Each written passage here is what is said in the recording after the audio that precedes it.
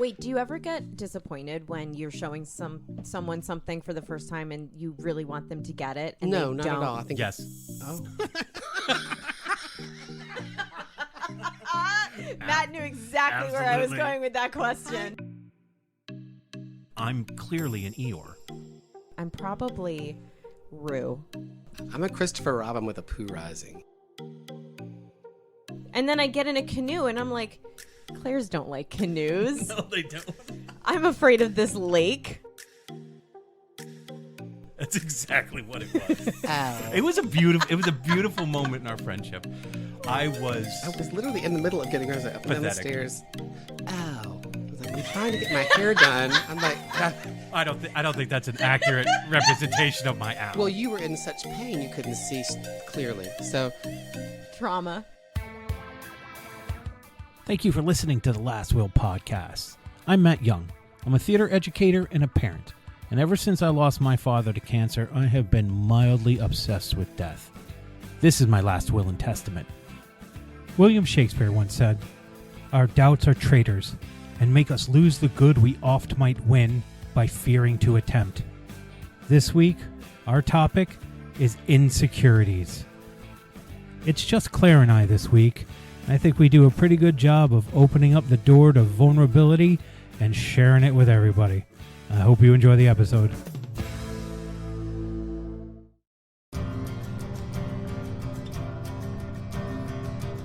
Yeah. So now it's going. I know. Well, it's that like moment where I'm like, did he press it yet? No, Did he press it yet? Now it's pressed. Okay. Hello, everybody. Hi. It's just Claire and I this morning. Welcome to the Last Will podcast. Today, we are planning on doing an episode that has more structure to it. Oh, Is that? not that much structure. Claire listened to the last episode with the boys, and she liked the structure of asking more questions about the topic. And sometimes we do a bit of a free form experience that comes after the definition, and we just like follow a thread that we keep pulling. But today we brought questions for each other. Yeah, we could still do the thing too. Yes. The regular thing. I think I'm stalling though too. Oh, did you not do your questions? I did do my Oh, questions. I have all of the information, but I don't know that I want to talk about my insecurities. Oh yeah. I didn't even think about talking about mine. Oh, we're just talking about them. Oh, you were thinking we were talking about mine? You were just don't going to know, put it all on me? I don't know. I didn't really didn't think about it. I was thinking about what questions I was going to ask you, and I wanted them to be interesting questions. Right. What was the other topic? We were talking about manipulation. Uh-huh. Oh, we probably should have chose that, huh? That's so much You're less nervous right now. revealing. You're like wringing your hands and like I shaking can't- your leg. I can't help it. My insecurities define me. And I feel like for some reason do people know so many of my insecurities, and yet people don't know so many of my insecurities. Do I have any securities is really the question. Is there anything I feel secure Well, about? actually, that's kind of... Well, we won't get into the questions right away. I think Okay. we should do the definition. Yep. Definition, and then it didn't seem like that was the end of your sentence. I know. I don't know what the end of the sentence is yet. Okay. ... All right, let's get to this definition of insecurities.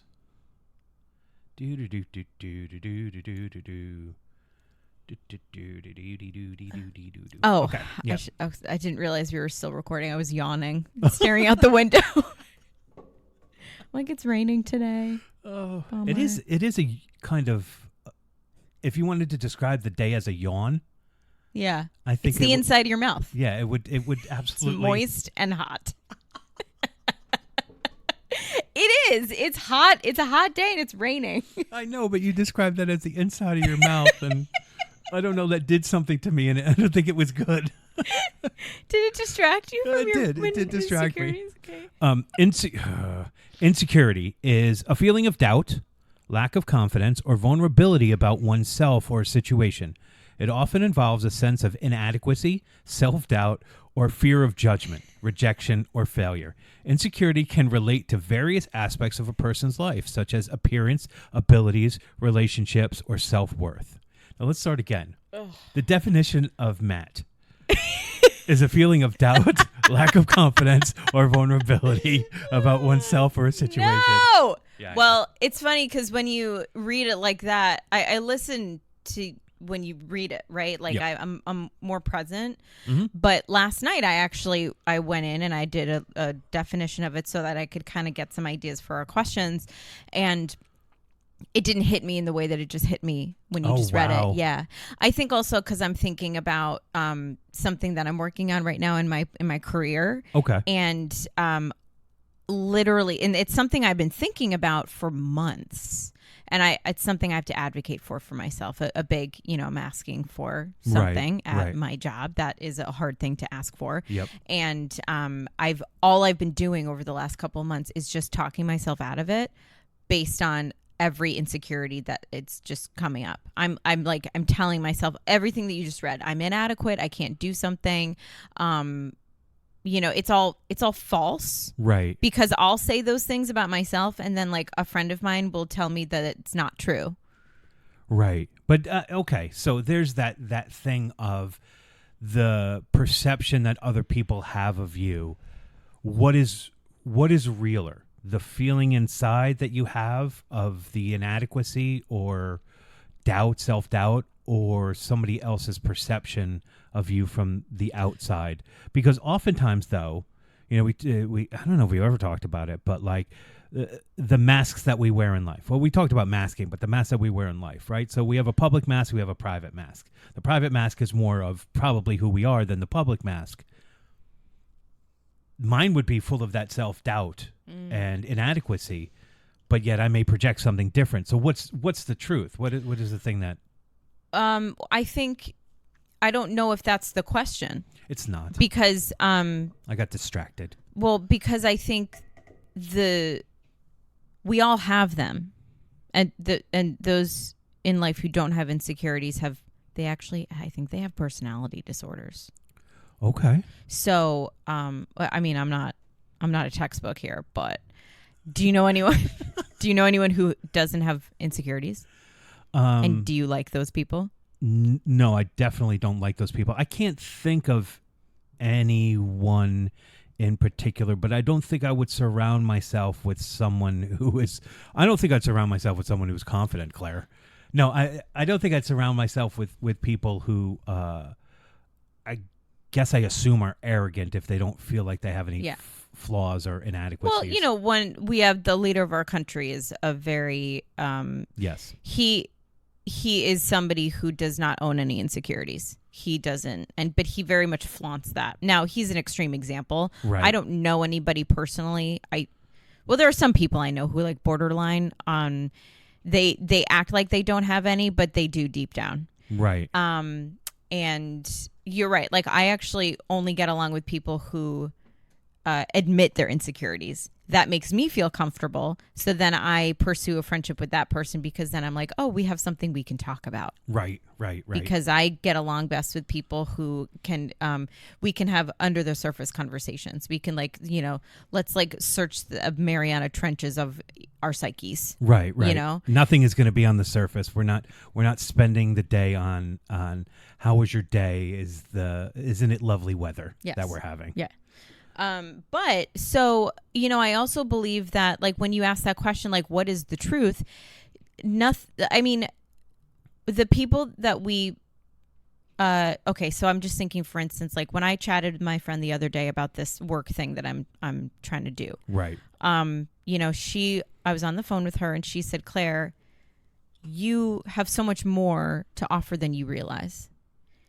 And I wish that I could take that statement of hers and make it my reality and make it my truth.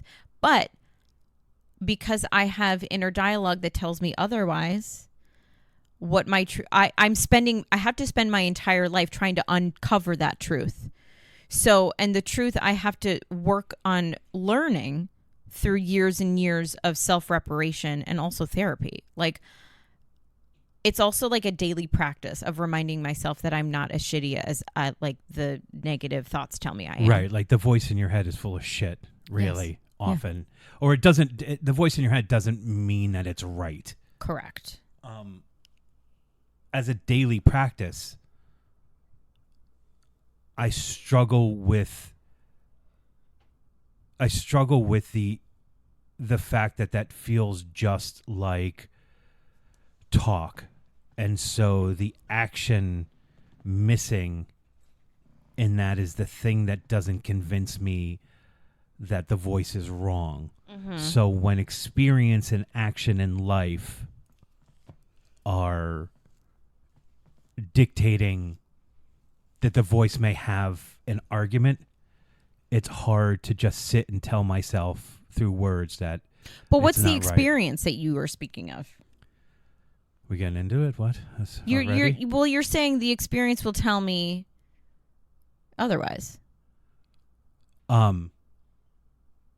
So we talk about our love lives and stuff like that. Oh, okay. Oftentimes, and how that's where we're going. How I wish there was a more defining part of who I am that didn't deal with these insecurities. But we often talk about when I say there are people in my lives that have no interest in that stuff, and we talk about the idea of how wonderful all the stuff we would have been able to accomplish if we weren't boy and girl crazy, lovesick. So I my experiences there often lead to the fortification of my insecurities. My experiences throughout my life. Your insecurity refrigerator. Yes. Now, your walk-in insecurity refrigerator that it you have is. locked yourself in. I didn't mean to, but I'm walk-in fridges can be very big. Yes. They're very, very cool, actually. I would just like some fresh produce. Fair, but you can't stay fresh forever. That's true. Okay. I don't even know what the metaphor is going. Okay. So no, okay. But it's interesting because when I was thinking about insecurities and what you've been thinking about insecurities, that's different. So you're talking romantically, and that's when you mentioned experiences. That was a curiosity I had because I didn't know what you meant by that, but now I do, because you've had romantic experiences that have not worked out, that then you've taken that as a truth. Right. Or even romantic, not even experiences, but feelings that have run into dead ends. All right. Look, and I'm working on it, but have definitely fortified the narrative that I have in my head about who I am and my insecurities. Okay, so interesting and I'm going to start with my first question. Sure. Because let's get into it. When I think of insecurities, I wasn't immediately going to relationships. Maybe it's because I'm not there right now. I'm so checked out of relationships because I'm like, they've caused me so much pain in the past and I'm just not interested right now. I'm like, I don't want to bring pain into my life. I've got other things I need to work on. You've got other pain in your life. You don't need that pain too. I know. And unfortunately, like every every relationship and romantic failure I've had has emotionally set me back. Right. Severely.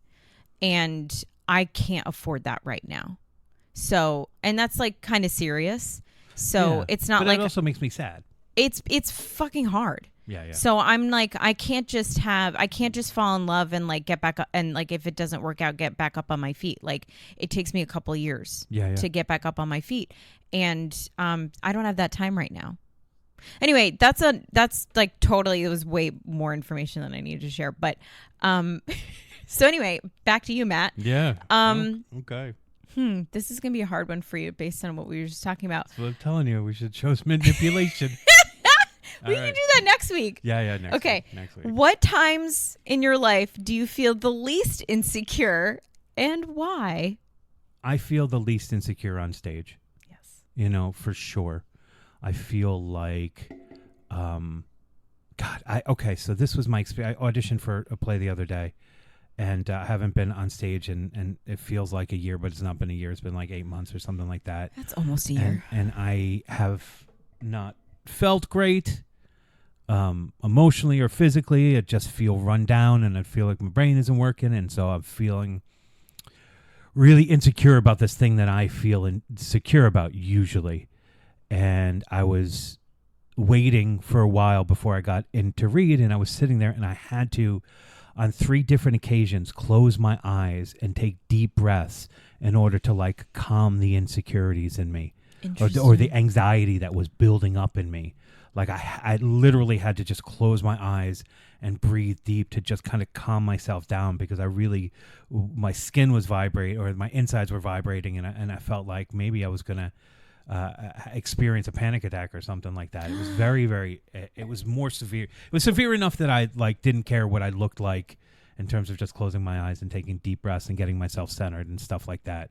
So this had happened, and I was like, oh fuck. And then I got to get out there and read. And like, I'm in between glasses still. I haven't found the right reading glasses. It's been like 2 years, Matt. I know. Because I have reading glasses that if I hold things close, I can read it. And then I have my normal glasses for distance. And so I don't know. And is there going to be enough light? And is the print big enough for me to see it right? And then, the fact that I know I'm dyslexic now, and I know why I have reading problems. And is it all gonna work and whatever? I've never been a great cold reader. I don't think anybody is. They finally called me in, and I got on stage, and I was fine. Like I felt fine, and I executed the thing that I wanted to execute, and then I was given a note, and then the way I handled the note is what got me the role. Easily, because I took the note, I understood it, and I totally shifted into what was being asked of me, and I could feel it in the room, and I could feel it, and I was just calm. And as I was walking out, they were like, stay, you maybe you could read with somebody else. And I left, and I felt calm. And then I got back in to read something else that I hadn't really looked over because it was just given to me last minute. And that for me couldn't have gone worse, because I hadn't looked. All the things that I was concerned about happened in this second reading. It was for a different character and whatever, and I think they just had me there to help read other people. But it was really, I didn't like it, and I felt like I was being selfish, and I felt like I knew what I wanted to do, and if I had to go through a bit of a rehearsal, I could get exactly what I wanted to do. But for the first time with the script, I kept losing myself in the words and stuff like that. So I left feeling that that felt awful. And I felt like maybe I was being selfish. I wanted to apologize to the kid that I was reading with, but I didn't, because it just kind of all hit me afterwards. But so both things like happened, like all that anxiety and how it could have gone bad did. It just so happened that it happened after I did this good thing where I felt totally and completely calm and secure. But it was very, very me outside and me inside, like in the lobby and then going onto the stage was so clearly different. And I had that too when we were in Joyful Noise. I had I was going through a really rough depression during that point when we were doing that play, and all of my insecurities were coming. Can I do this anymore? Is this going to work? Am I going to be any good? Am I going to remember anything? And then for our opening show, by the second scene, I was like, oh, this is where I live. This is where I'm most comfortable. What are you afraid of? I had like this big monologue in the second scene, and like 2 lines into it, I was just like, this is where you belong. What are you doing? So yeah, on stage is really where I feel the best, where I feel the most secure, and or working on a show. Maybe it's even as a director. I mean, I haven't felt great as a director in a while because my brain just hasn't functioned the way that I'd like it to. But that's also where I've felt the most secure, when I'm in a place of discovery, when I know we're going to find the answers as opposed to just having the answers. So you're excuse me. You're secure with your that's like work, that's emotional, that's artistic work. Yes, and interestingly enough, because I haven't been a theater teacher the last couple of years, I've been a video production teacher. I felt a lot more insecure at work just because I just don't know it as well as like the 30 years I have of teaching theater, Right. you know? Mhm. And I wonder if I went back to teaching theater, would it all come back? I got to think so. You know, it's interesting, like because obviously both you and I suffer from emotional insecurities when it comes to relationships and in different ways. I do feel like when I am struggling with something with like uncontrollable emotional side effects, Yeah. the times that I am best are when I'm actually at my job and when I'm at the theater. Like, for instance, a couple of years ago, I was doing a show and I was having a bit of a difficult time in a relationship because it wasn't, there was an incompatibility in the relationship and I didn't want to let it go. And I had a lot of anxiety over it. I had a lot of like physical anxieties from it. And the only time like, and it was long distance. So I wasn't faced with it every day. There was a Right. lot of time that I had to think about it. But the best thing for me was to be at my job and to then go to the theater. And I Yeah. think a lot of people in this show in particular, everybody was complaining during the rehearsal process for this particular show. And I was so happy to be there because I was like, thank God I don't have to be alone with my thoughts right now. Yeah. Yeah. And I have something to do. I have somewhere to be, I have people to be around, and I've got something else to focus on. I definitely had that. After my sister died, I was asked to direct a show. Somebody had left, and I had to come in and direct a show. I was offered it. I took it. But that work was so important to like my ability to get through that very, very difficult time because it was a time where I didn't have to be with my thoughts. I was with my thoughts, but my thoughts were focused on something outside of the spiraling that I could have done about everything that had been happening. And I also think that it's insecurities, but it's also like I feel like there's an emotional something that's like embedded within us. Yeah, Like yeah. when I'm at work, so now my job is a little different now than it was 2.5 years ago. I'm doing just sales now. So there's a lot more time that I have during the day that I have to come up with ways to reach out to people. Like if I'm not careful, I can get lost in my own thoughts, pretty much. So if I am going through something emotionally that's like tumultuous, it's not the best job for me right now because I have so much time, and then I have to be like, okay, Claire, like you have to be a little bit of a self-starter right now and like print a list and you got to do some stuff. And like, that feels hard. But if you give me like, something else to do that's a little bit more concrete and a little bit more data involved, I can do that. Yeah, yeah. So, now that is like when I activate that part of my brain, it helps with the insecurity because it's something I know I can do and Yeah. that gives me confidence. But the other thing, like let's say like, okay, Claire, like it's up to you right now to like figure out how to close this sale or figure out how to get this person in. Like that's so much harder. Yeah. There's no concrete success rate I have for that. No. And then that is what I talk myself out of all the time. Like, oh, well, I've tried it before and I can't do it again. Like, I don't know. It's only about luck. It's not about like, I could reach out to 10 people and Right. no one's going to get back to me. Your success is not, there's not I say this all the time and I can't remember the actual word for it, but success isn't based upon luck, but by design, Mm-hmm. Yeah.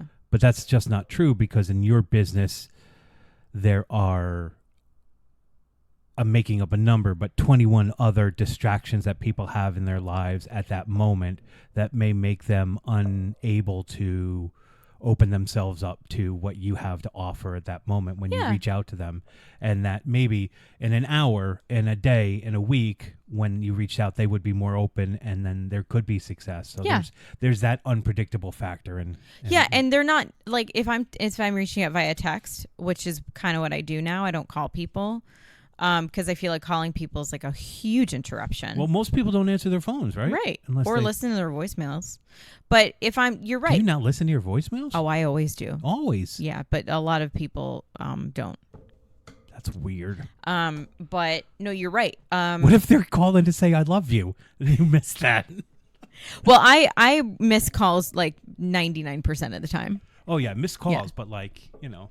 But I'm always listening to my voicemails. Yeah, I'm not missing out on the voicemail. No, but yeah, no. At my job, if I'm making a call or something, or if I'm making a text, they've typically seen it, but they won't reply, and that's fine. I've not replied to many people who've texted me. Yeah. But yeah, I guess the point is, I don't know. Got off topic. And then I looked at my phone, and then you probably thought I wasn't like paying attention to you, but I was. No, it's okay. I also think I feel confident in being funny most of the time. I feel like that's a part of me that I can always rely on. It's certainly a part of me when people compliment is the thing that means the most to me. Like somebody could be, this is weird, but like somebody could be like, "Oh my God, you're so handsome and funny." I'd be like, "Oh, funny, nice." So you believe that you are funny? I do. Okay. I do believe that. So I believe that I have a good singing voice. And so when people say that I have it, I believe them. Yes. But if they tell me that I was good at acting, I don't believe them. Right. Because I don't believe that to be true about myself. Right. It's so interesting because like that's the philosophy I had when I was teaching kids. Like I would say, and I try to communicate this to stupid parents, but sometimes they just wouldn't listen. They're not all stupid, but certainly ones in a certain region were pretty dumb.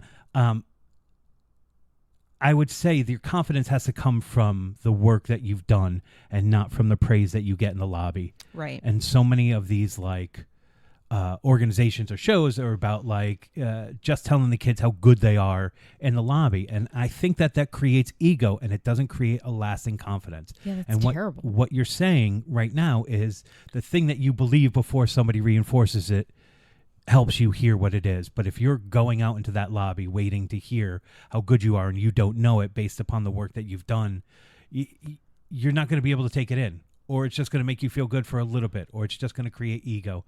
And we're trying to create, like in these students, you're trying to create real confidence. So that has to mean before the curtain opens that they feel like they gave it everything, that they discovered, that they really did all of their work, and they feel good about it. So that now that they can present it, and that when people say it to them, then it means something. Well, and also, you know, there's only been one time in my life that someone gave me feedback on a performance after I'd opened the show that that was not positive. And it wasn't about my performance specifically, like, oh, you could have done this better. It was like there were some directing choices that were given to you, Claire, that I didn't understand. And you can't do anything about that at that point in the show because you can't just change stuff. No. Especially. Well, I can. I absolutely would. Well, if I believed in it, I probably, if it was a silly choice, I probably wouldn't have done it in the first well, place. it was also something that I had been like practicing and doing for weeks, Right. and I wasn't about to mess up, like change my process. And you couldn't only do so much when you're wearing that wig. Okay, it wasn't that show. Oh, I'm sorry. But also mention wig one more time, and I'm going to set your apartment on fire. We're done. We're done with it? Mm-hmm. Okay. We'll see. There's a lot of did paper. get you There's a lot of fire paper starter. in here. How ironic would it be if you set my apartment on fire with the fire starter? There that are I so gave many you? flammable things in here. Oh, Your apartment it'll all would go go up. up in like 1 minute. It'll all go up. I have though changed the batteries and the smoke detector, so hopefully It's I'll not be able going to get save out. you. Oh, okay. I'm going down with it. Well, you could get out, but everything will burn down. Yeah, it's just possessions. Anyway, whatever. What Yeah. question do you have? Okay. For me. My question is, what aspect of yourself do you find most challenging to feel confident about? Want me to repeat it? Yes, please. What aspects of yourself do you find most challenging to feel confident about? So many. It's a hard question to answer on the spot. Yeah. Oh, there are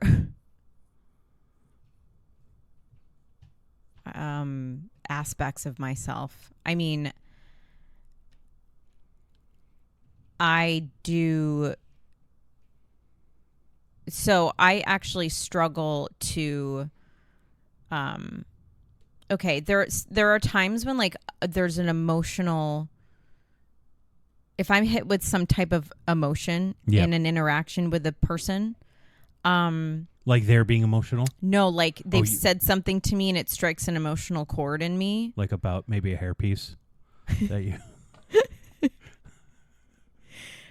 No, or okay, no. Let's say they bring up an ex-boyfriend's name. Okay. Now we're cooking. I like my whole body will like have a physical reaction to that. Yeah. And I actually, and this isn't even an insecurity. This is obviously something that's like so much deeper. But I will actually struggle to maintain composure. Okay. And it's like it's a little bit of like a tidal wave, heat wave, tornado, earthquake happening in your body at the same time with like panic and fear and stress hormones. And so I get really upset when that happens because I'm like, why can't I just handle this? Yeah.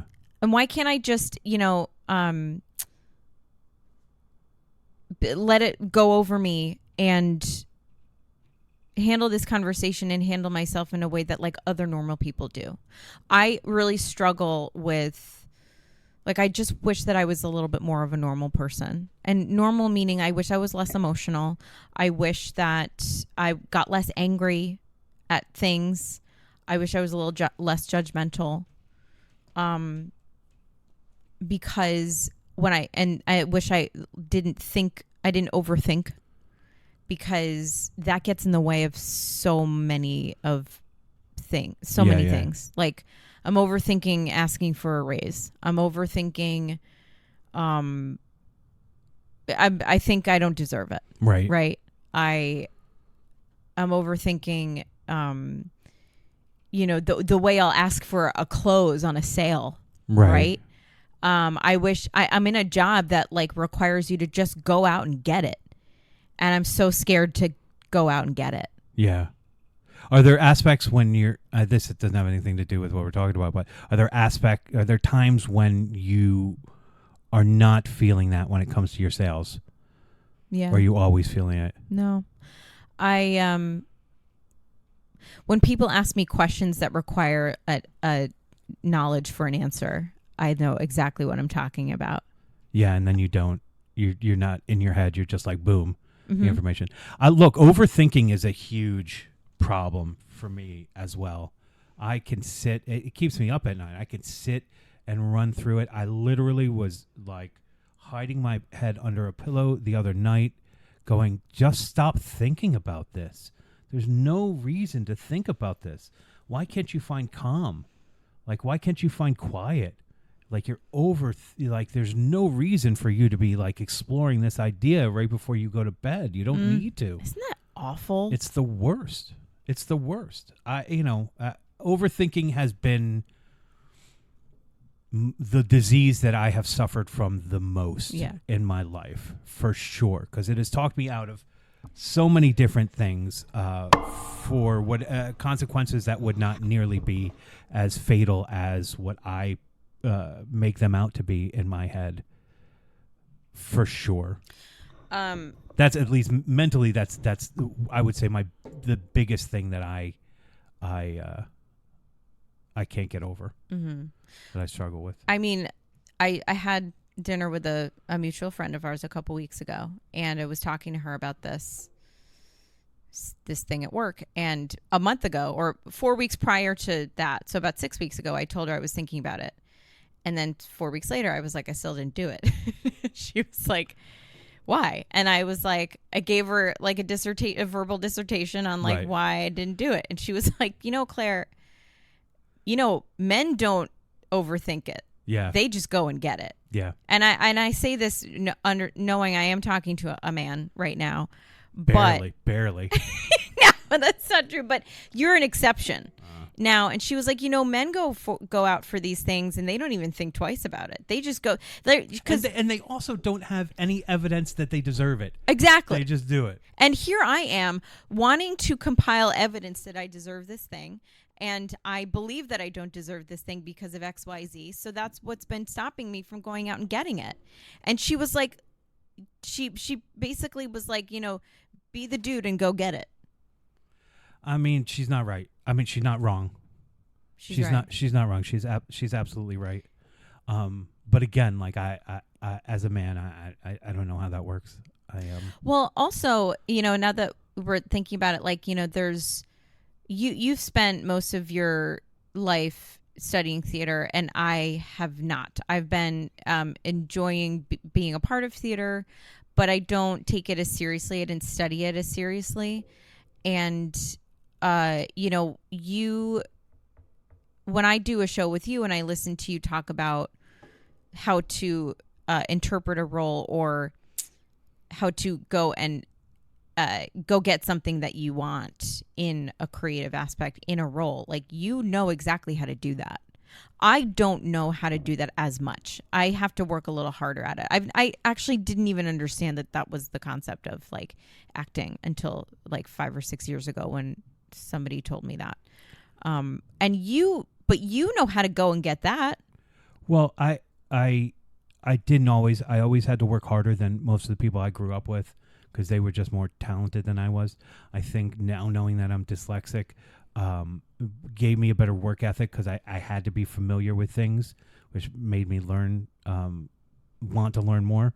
But here's the truth: is I trust discovery. That's really what it is. I know I don't have the answers, and I don't feel like I need to have answers. I feel like I need to put in position the things that I need to discover the answers. And that's the only reason I have confidence is I know I'll find it. It's not that I know it's not that I know what the answer is.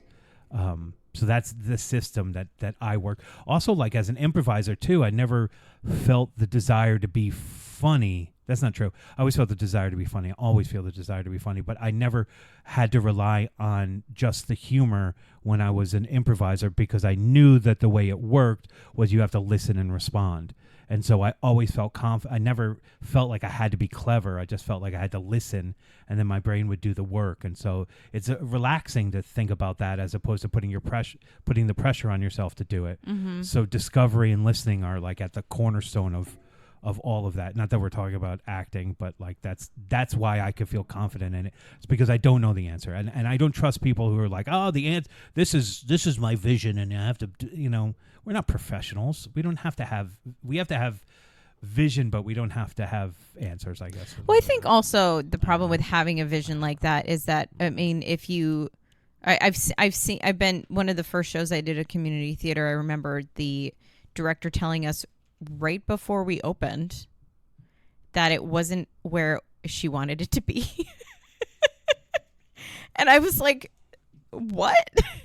That's horrible. Yeah, kind of kudos to her for being truthful, right? Yeah, and I mean, I was like, okay, thanks for being honest. And also, go fuck yourself. Thanks for the pep talk. We're opening tomorrow. Yeah. But I also wondered, does it benefit you to have a vision? But like, because what if your plan doesn't? It always changes. Exactly. It always changes. You don't. Unless you know who you've cast before you start working, your vision is never going to be the same, and it's silly to try to fit squares into circles, I'm thinking of that little children's game where there's the box and you have all the different shapes, and you got to put the shapes in the... And it's hard when you don't understand shapes. Right. Well, it's also hard when you have a square that you're trying to get into a circle hole. Yeah. Mm-hmm. And if you don't understand shapes... It's a weird sentence. I'm never going to say that one again. So I wish that we could take, because in this conversation we have learned that there are things that we understand about ourselves so well and that are so easy, Like if someone asks me a question at work about a gemstone, like and I know what I'm talking about, but to be honest, it took me a very, very long time to get to this point. I spent a long time studying this. Right. So there was a time in my life that I actually didn't like that I didn't know these answers. So I went out and I got them. And right. So I wish that I could take that secure part of myself and I could bring it to everything. Yeah, it would be great. I'm trying. I now understand certain things. I mean, I'm not dating because I understand that I'm better off not dating. That's not true. That's not true. Hey, look, whatever situation that I'm in at the moment, I am dealing with a lot of insecurities that I normally have dealt with my whole life, and I'm in patterns that I have continued to do my whole life, and I would love to be able to break those patterns, but I also feel like this connection is worth some of the struggle. Okay. But I don't know that that I'm right, but it definitely is like bringing to the surface a lot of my insecurities, and I'm working on quieting them when I don't know that there's real justification for them, but they continue to pop up. But that is growth. It is. I hope so, because I do, and this is what people remind me of, And if I'm in a relationship or a situation that feels very familiar, somebody might remind me, like, that person's not the same as the other person. Yes. Right. So, but the fact that you're bringing a lot more awareness to this situation you're in than probably you had in the past. So you're consciously making it. If you are making a mistake, let's just hypothetically, because we don't know. You actually understand what you're doing. Yes. That doesn't make it any better. No, and also, like, I can't just continue. I can't just take care of the other person. I also have to take care of whatever my needs are. So I probably have to speak up more in terms of what I need in order to, although I have shame about whatever insecurities I have, I probably should address them. But I don't know. I was going to say, too, we got onto this topic, so I don't know. I'll circle back if it makes sense to circle back. I don't know that it makes sense to circle back. What? Well, I was just going to say, like, insecurities, like, so the overthinking is my mental insecurity, but, like, my physical insecurity is my weight. And it's like there are ways to handle that, but yet I have great insecurity and inability to shift that. It's really hard for me to, and I don't know, for whatever reason, like losing weight, figuring out how to eat better, how to manage my sugar, how to be healthier, are all things that I have insecurity about, and is leading to this bigger insecurity is that I feel like I'm a disgusting monster, because I can't lose weight, because I'm the size that I am. All of that is just as a huge insecurity, like the physical insecurity, and I should be able to fix that. Like you're fixing it. You said for the your S voice. word. What Should, yeah. It's there's Health-wise, I should. There's a lot like your whole statement that you just made. It's a lot of magnets opposing and connecting in that statement. Like, and you've got a lot of things that are going, like, things that that you should do, and then things that you're telling yourself that you're incapable of doing. But then hence that you're not doing them because of all of the fear that's surrounding that. And that's what insecurities are. It's all fear-based. Yes.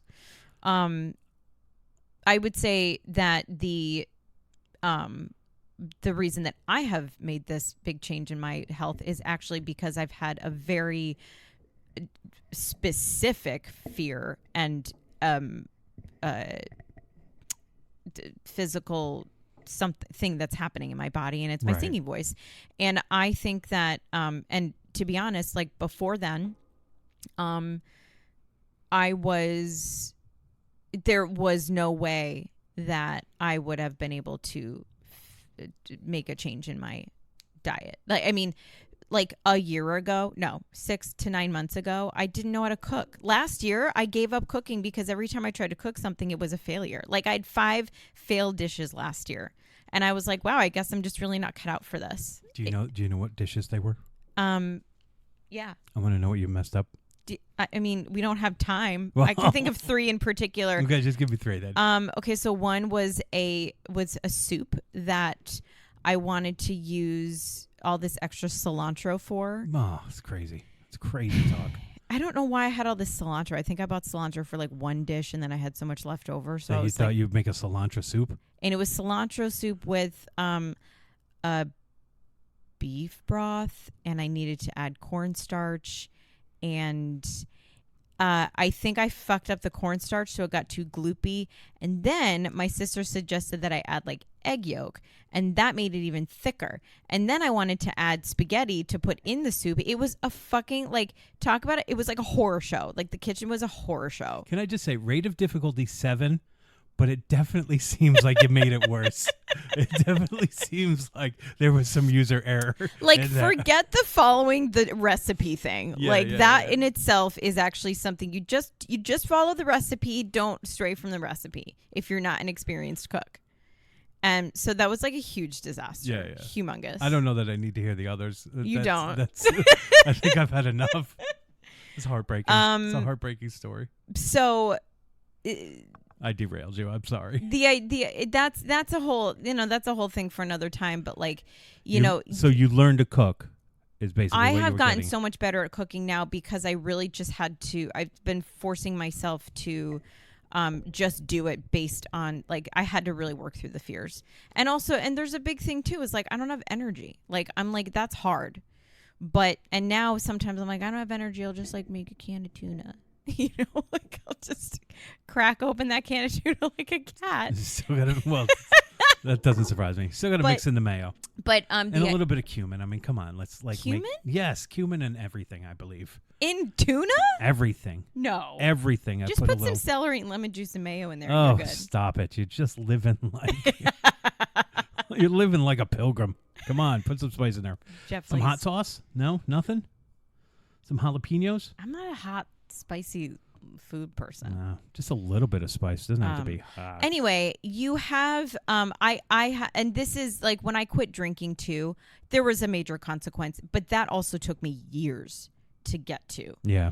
And like when you I think that when you have, I mean, this is a whole nother thing, but insecurities are paralyzing. They're absolutely paralyzing. It's all fear-based. Actually, I'm just going to lead into my next question. Yeah, do it. Because I'm interested to see how it We goes. have 2 questions apiece. What insecurity do you possess that frustrates you the most when you see it in others? Oh, wow.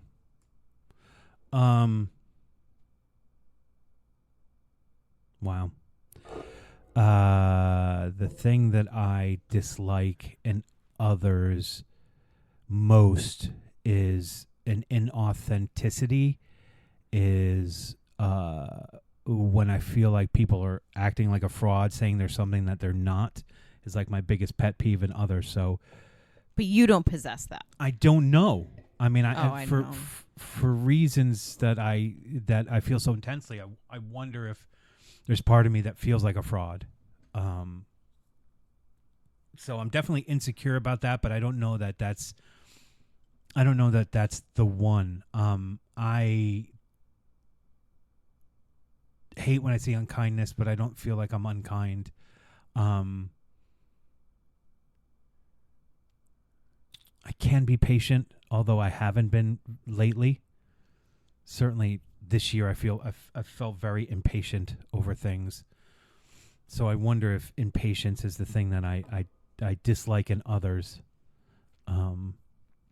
Well, when you see That I hate in myself. like when you so I would say like let's say you see somebody else like self-loathing. Yes. When you see somebody expressing a type of self-loathing, do you find that frustrating to seeing somebody else because you're like, how could you possibly hate yourself? You're so wonderful. Oh, I just usually think, that's deserved. I probably probably deserve that. They finally got it right. Yeah. No, I absolutely, like with people I care about. I can't stand them being mean to themselves. Definitely. Often in the situation that I find myself in, like I just don't agree with her assessment of herself often, and it doesn't make me mad, but like I would. It's easy to permit myself to talk about myself that way with loathing, but like to hear someone I care about do it, I hate that. And I'm quick to be.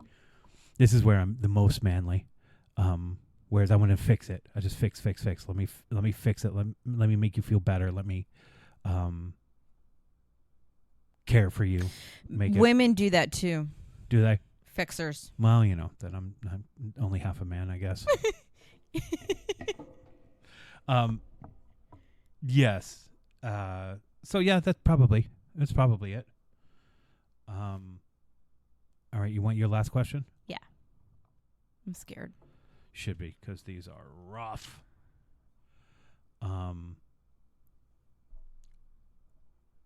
I've been working on no battery on my phone for like ever. I was like, plug it in, Maybe plug you it in, should plug charge it in. it. Maybe. Charge it? Yeah, don't you get those from the TikTok shop? Like Chargers? A charger? Did they make those? I don't know what you're talking about.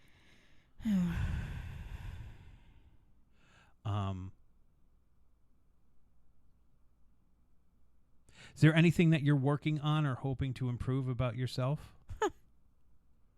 Or how you see yourself? Huh. Yeah. Yep. Okay. Well, thank you for listening to the Last One podcast. Yeah, that's what we called a closed question. Okay. Yeah, we have those at work where we try not to ask those types of yes or no questions to customers. We want them to. Yeah, no, we do the same thing in improv. Are you looking for something today? Yes. Okay. Okay. I got another one if you want. No, I can answer that question. Okay. But what's your other one now? How do you think your insecurities affect your relationships on a daily basis? Ugh. Well, okay, let's go with the other one and see if I can. Or even this. How about let's end with a positive one? You have another one? Yeah, I only brought two questions. Because you only asked for two, and I figured I'd get a whole bunch and choose what I want. What do you think would help you feel more comfortable or secure in yourself? Money. Okay. I'm just kidding. Definitely not. Actually, money would help though. Actually, like, yeah. Forget about like the surface aspect of just having money, but there is a certain security in which you can live and not like in America. We tend to base so much of every day about work, and countries around the world have a much better work-life balance.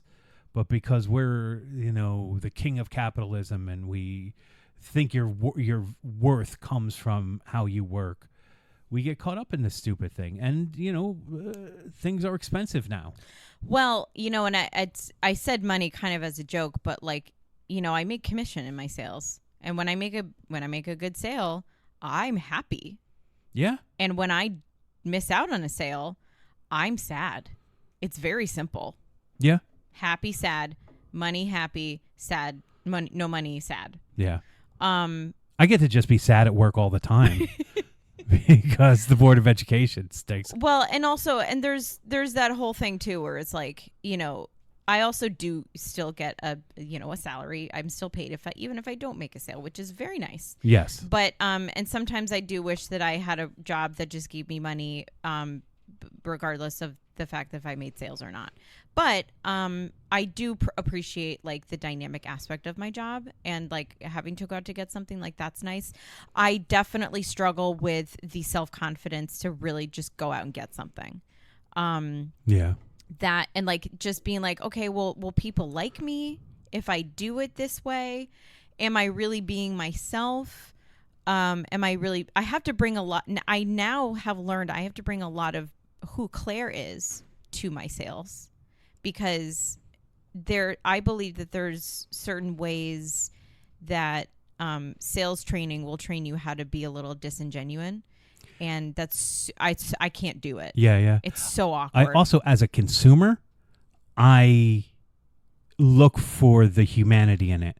So, like, if I'm going to buy a car and I decide I'm not going to get a car here, or I'm not going to get it today, or just when that, like, the person I spoke to is the person that I want to do business with. Mm-hmm.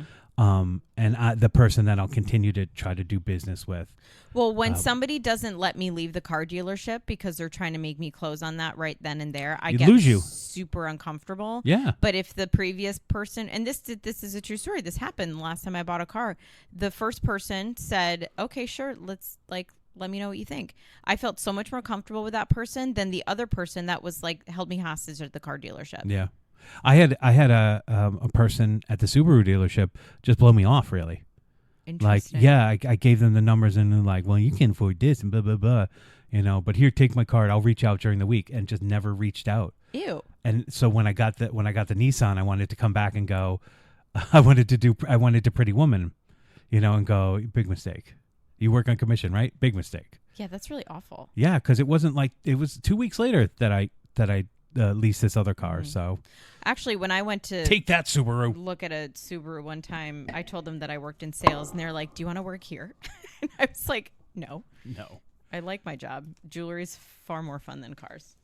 And I got to tell you, cars is cutthroat. They have so many people there, doing stuff. Yeah. Also, anyway, I didn't really answer your questions, but I liked them. Well, thank you for liking my questions. That makes me feel better about the job that I did. Actually, there's a lot to expound, and I actually didn't. I don't think that I could possibly have answered those in a timely manner.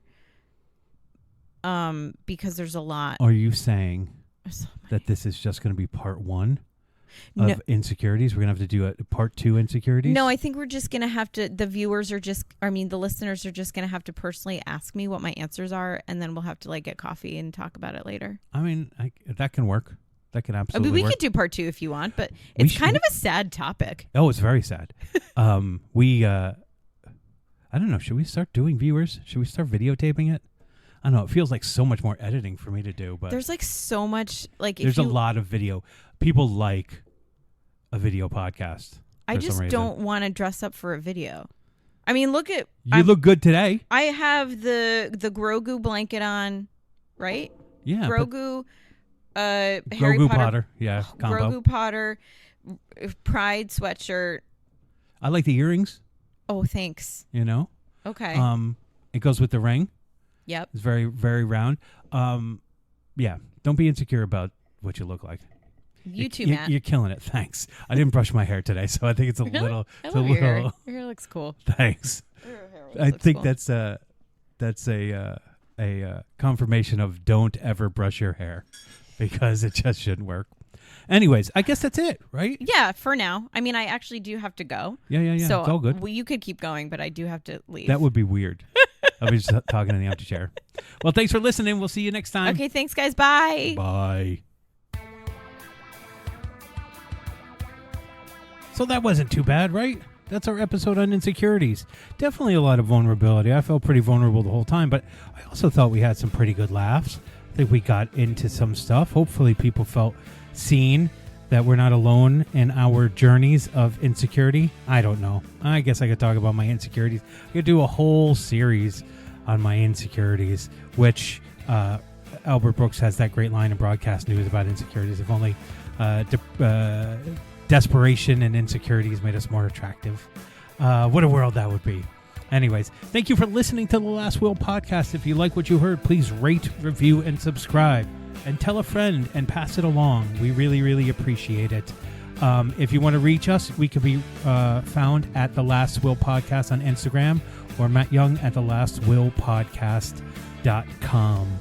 Until next week, onward, forward.